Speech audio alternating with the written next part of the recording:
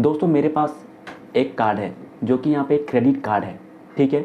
जितने सारे लोगों ने इस वीडियो को यहाँ पे जो है क्लिक किया होगा, उनमें से 90% लोगों के पास ये क्रेडिट कार्ड अवेलेबल है। SBI क्लिक क्रेडिट कार्ड, ठीक है, सिंपली क्लिक क्रेडिट कार्ड। ये जो क्रेडिट कार्ड है, शायद ही मैं बोल सकता हूँ कि जितने सारे लोगों को क्रेडिट कार्ड मिलता है, सबसे पहला क्रेडिट कार्ड यही होता है, ठीक है, जो कि बैंक की तरफ से सबसे पहले आपको ऑफर किया जाता है। मेरा मतलब दोस्तों यहाँ पे ये नहीं है कि इसी कार्ड के बारे में मैं आपको बताऊंगा। आपके पास किसी भी बैंक का क्रेडिट कार्ड हो, ये जो प्रॉब्लम है सभी के साथ यहाँ पे होता है। दोस्तों होता क्या है कि हम लोग जब भी नए नए यहाँ पे क्रेडिट कार्ड यहाँ पे लेते हैं, उस पर हमें अच्छा खासा एक लिमिट देखने के लिए मिलता है। क्रेडिट कार्ड को हम लोग यूज़ करते हैं बहुत सारी ऑनलाइन जगह पे शॉपिंग करने के लिए, जहाँ पे हमें बहुत सारी ऑफर्स मिलता है। इस हिसाब से दोस्तों अगर क्रेडिट कार्ड को यहाँ पे यूज़ करते हैं तो फिर तो यहाँ पे अच्छा है। लेकिन हम लोग यहाँ पे गलती क्या करते हैं, गलती हम लोग ये करते हैं कि क्रेडिट कार्ड का जो पैसा है उसे हम लोग खुद का पैसा समझ लेते हैं और बहुत जगह पे हम लोग इसको यूज़ कर लेते हैं। EMI में हम लोग चीज़ों को परचेज कर लेते हैं और लास्ट में ये देखा जाता है कि हम लोग जो है क्रेडिट कार्ड का जो बिल है उसे टाइम से पे नहीं कर पाते हैं। तो उस टाइम पे हमारे यहाँ पे बहुत ज़्यादा प्रॉब्लम हो जाता है। दोस्तों मेरे साथ भी ये केस यहाँ पे हो चुका है। मेरा ये जो SBI का सिंपली क्लिक क्रेडिट कार्ड है, इसका जो लिमिट था वो था यहाँ पे 26,000 रुपये। अभी भी इसका लिमिट यहाँ पे 26,000 रुपये ही है, क्योंकि जब भी मुझे ये क्रेडिट कार्ड मिला था फर्स्ट टाइम, उसी टाइम दोस्तों मैंने यहाँ पे 2 दिन बाद ही, जैसे कि समझ लीजिए मुझे यहाँ पे 28 तारीख को ये मिला, तो मैं 30 तारीख को ही दोस्तों, ठीक है, 2 दिन बाद ही मैंने ये कंप्यूटर बाय किया था, ठीक है। 26,000 रुपये में से मैंने इससे यहाँ पे कटवाया था और कुछ पैसे मैंने खुद से लगवाया था, तब जाके ये मैंने PC यहाँ पे बाय किया था। मतलब मैंने समझा कि मेरा खुद का ही पैसा है, बट मेरा पे पैसा नहीं था, ठीक है। इसके बाद मेरे साथ यहाँ पे क्या हुआ, इसका जो EMI था ये तो मैंने पे कर दिया। लास्ट में मैंने यहाँ पे 2-3 मोबाइल बाय किया, फिर मैंने एक टीवी बाय किया, ठीक है। ऐसे करके बहुत सारे जो इसका यूज़ है वो मैं यहाँ पे कर चुका था इस कार्ड का। एक टाइम ऐसा भी आया कि इसका जो पूरा अमाउंट है 26,000 रुपये वो मैंने यूज़ कर दिया था, और लास्ट मंथ जब मेरा यहाँ पे इसका जो बिल ड्यू डेट आया तो मैं बिल को पे नहीं कर पाया, ठीक है। यहाँ तक कि मेरा इतना हालत ख़राब हो गया था कि इसका जो मिनिमम ड्यू अमाउंट है उसे भी मैं पे नहीं कर पा रहा था, ठीक है। ऐसा भी एक हाथ में यहाँ पे प्रॉब्लम यहाँ पे आ गया था। तो इस वीडियो का जो मतलब है, मतलब मकसद है बनाने का, वो सिंपल सा है कि अगर हम लोग क्रेडिट कार्ड का जो बिल है उसे टाइम से पे नहीं कर पाते हैं, तो क्या हम मिनिमम ड्यू अमाउंट को यहाँ पे करेंगे, या हम लोग जो मिनिमम ड्यू अमाउंट है उसे भी पे नहीं कर पाते हैं, तो फिर क्या क्या हमारे साथ यहाँ पे हो सकता है, और किस तरह से हम, जो भी बैंक हमारे खिलाफ यहाँ पे कानूनी कार्रवाई करेगा उससे हम लोग बच सकते हैं कुछ अमाउंट को पे करके। जी हाँ, कुछ अमाउंट भी आप पे कर सकते हैं और आप क्रेडिट कार्ड से यहाँ पे जो है मुक्ति पा सकते हैं इस बिल अमाउंट से। दोस्तों सबसे पहले हम बात करते हैं कि जो मिनिमम ड्यू अमाउंट है उसे आप पे कर सकते हैं। समझ लिए आपका अगर यहाँ पे जो है बिल अमाउंट है 40,000 रुपये का, तो मिनिमम अमाउंट आपका रहेगा यहाँ पे 8,000 या 9,000 रुपये का, ठीक है। उसे अगर आप पे कर देते हो तो कोई भी आपके खिलाफ कानूनी कार्रवाई नहीं होगा। लेकिन 9,000 रुपये या 8,000 रुपये जो मिनिमम ड्यू अमाउंट है उसे तो आपने पे कर दिया, और जो बाकी का अमाउंट है उस पर आपको अच्छा खासा इंटरेस्ट पे करना पड़ता है बैंक को। जी हाँ, 24% से लेकर 34% तक आपको यहाँ पे जो है इस पर इंटरेस्ट देना पड़ता है। इस चीज़ को यहाँ पे आपको ध्यान रखना है।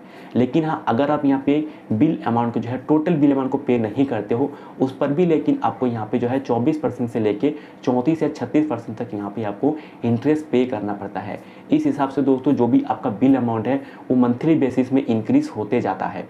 जैसे कि आप यहाँ पे देख सकते हैं, मेरा जो बिल अमाउंट है वो अभी यहाँ पे बढ़ के जो है 36,000 रुपया यहाँ पे हो चुका है। 26,000 का मेरा यहाँ पे कार्ड का लिमिट था और अभी यहाँ पे जो है 36,000 रुपये यहाँ पे हो चुका है। मतलब टोटल में मुझे यहाँ पे 10,000 रुपये एक्स्ट्रा पे करना पड़ेगा इस कार्ड को अगर मैं यहाँ पे यूज़ करता हूँ तो ऐसे सिचुएशन में दोस्तों अगर आप यहाँ पढ़ते हैं तो आपके पास यहाँ पे एक यहाँ पे जो है रास्ता खुला होता है, जो कि यहाँ पे होता है सेटलमेंट। जी हाँ, सेटलमेंट आप यहाँ पे कर सकते हैं। सेटलमेंट में दोस्तों आपको बहुत ही कम अमाउंट पे करना पड़ता है, लेकिन उस केस में होगा क्या कि आपका जो कार्ड है वो यहाँ पे परमानेंटली यहाँ पे जो है ब्लॉक हो जाएगा, मतलब कि क्लोज हो जाएगा। जैसे दोस्तों मेरे पास जो यहाँ पे कार्ड है उसका जो लिमिट है वो यहाँ पे है 26,000 रुपये, और मैंने पूरा अमाउंट को यहाँ पे यूज़ कर लिया था, ठीक है। और मेरा यहाँ पे कुछ EMI भी चल रहा था। टोटल मिला के दोस्तों मुझे जो पे करना था एक्चुअल में वो था यहाँ पे 28,000 रुपये EMI के साथ, लेकिन मैंने पे नहीं किया था, जो कि अभी बढ़ के यहाँ पे जो है 36,000 रुपये यहाँ पे हो चुका है, ठीक है। तो अभी आप यहाँ पे सेटलमेंट के लिए यहाँ पे कोशिश कर सकते हैं। सेटलमेंट के लिए यहाँ पे आपको कुछ भी नहीं करना पड़ता है। जिस भी कंपनी के पास आपका कार्ड है, मतलब जो भी कंपनी का आप यहाँ पे क्रेडिट कार्ड यूज़ करते हैं, उसी कंपनी की तरफ से दोस्तों आपके पास यहाँ पे कॉल आता है सेटलमेंट करने के लिए।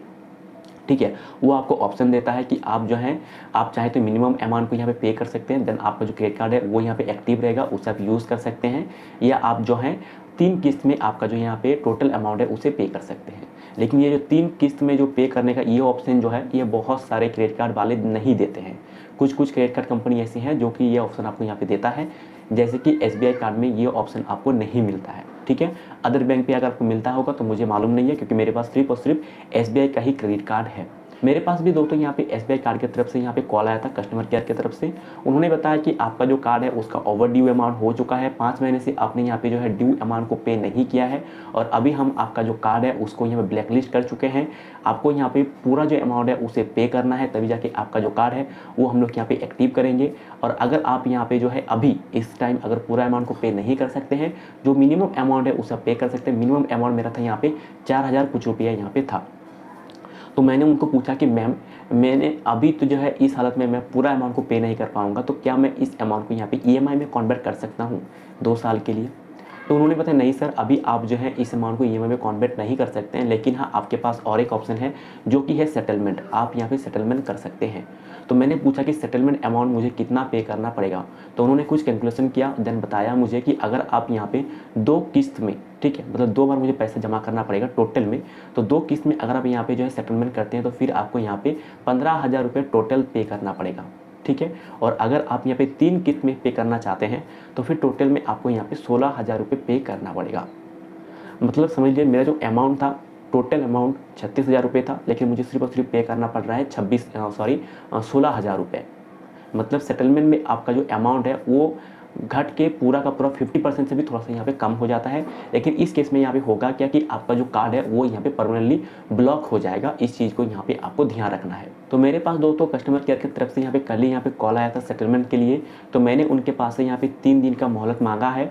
मैं यहाँ पे कोशिश करूँगा जो पूरा अमाउंट है उसे पे करने का, क्योंकि तभी जाके मेरा जो यहाँ पे कार्ड है वो यहाँ पे एक्टिव रहेगा। और अगर मैं सेटलमेंट करता हूँ तो फिर मेरा जो कार्ड है वो यहाँ पे डीएक्टिवेट हो जाएगा, मतलब कि ब्लॉक हो जाएगा। लेकिन उस हालत में मुझे यहाँ पे थोड़ा सा कम पैसे यहाँ पे करना पड़ेगा। तो ये अभी आपके हाथ में है, आप चाहें तो सेटलमेंट कर सकते हैं, या चाहे तो अगर कार्ड को यहाँ पे एक्टिव रखना चाहते हैं तो उस हालत में यहाँ पे जो पूरा अमाउंट है उसे ही आपको यहाँ पे पे करना पड़ेगा। आप चाहें जो मिनिमम अमाउंट है उसे भी पे कर सकते हैं। तो ये अभी आपके ऊपर डिपेंड करता है। तो क्रेडिट कार्ड का जो बिल है इसका जो रिलेटेड जितने सारे क्वेश्चन है, मेरे हिसाब से आपका जो यहाँ पे आंसर है वो आपको मिल चुका होगा। अगर कोई भी आपके पास यहाँ पे मन में सवाल है तो आप हमसे कमेंट कर सकते हैं। हम 100% कोशिश करेंगे आपके सवाल का जवाब देने के लिए। तो चलिए दोस्तों, इस वीडियो को हम लोग यहीं पर ख़त्म करते हैं। धन्यवाद।